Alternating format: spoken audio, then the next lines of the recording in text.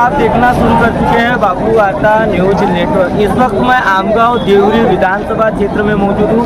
आप देख सकते हो जो महायुति के उम्मीदवार थे संजय मुराम, जो महायुति की ओर से खड़े हुए थे भारतीय जनता पार्टी के सिंबल पे, और सभी जो ग्रामीण क्षेत्र की जनता है, आमगांव देवरी विधानसभा क्षेत्र की जनता है, वह इंतजार कर रही थी 23 तारीख का। 20 तारीख को मतदान हुआ था और कौन जीतकर आएगा और कौन आमगांव देवरी विधानसभा क्षेत्र में बाजी मारेगा, इस चीज का इंतजार पूरी जनता को था।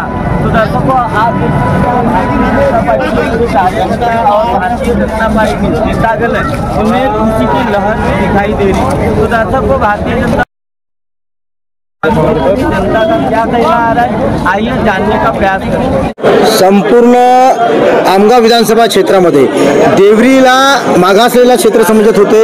देवरीमध्ये ही लीड लगातार ही मायनस होत होती। मागील लोकसभामध्ये 17,000 आम्ही मायनस होतो, परंतु या वेळेला प्रत्येक कार्यकर्त्यांनी एवढी मेहनत केली की प्रत्येक गावामध्ये प्रत्येक बुथावर आम्ही लीडवर आहोत आणि आम्हाला असं वाटतंय की संपूर्ण आमगाव विधानसभा क्षेत्रामध्ये जवळपास नाही तरी 40,000 मतांनी आम्ही निवडून येणार आहोत, एवढा आमचा विश्वास आहे। भारतीय जनता पक्षाचे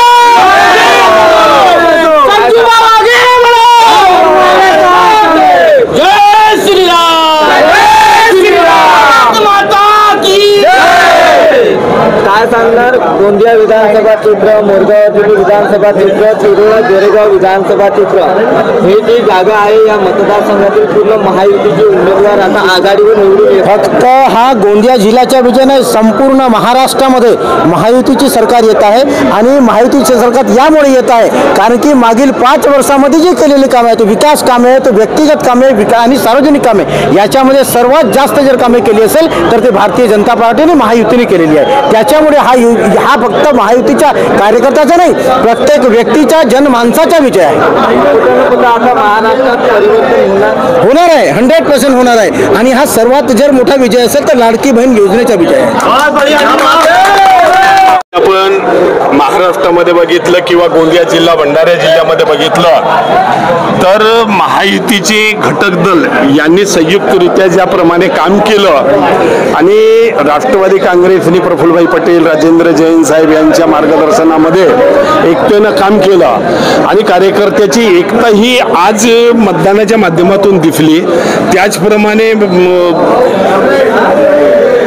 महिलांना लाडकी बहीण योजना, शेतकऱ्यांच्या योजना, या सर्व योजनेचा आज आणि सर्व कार्यकर्त्याचा आज हा मतदानाच्या माध्यमातून विजय आहे।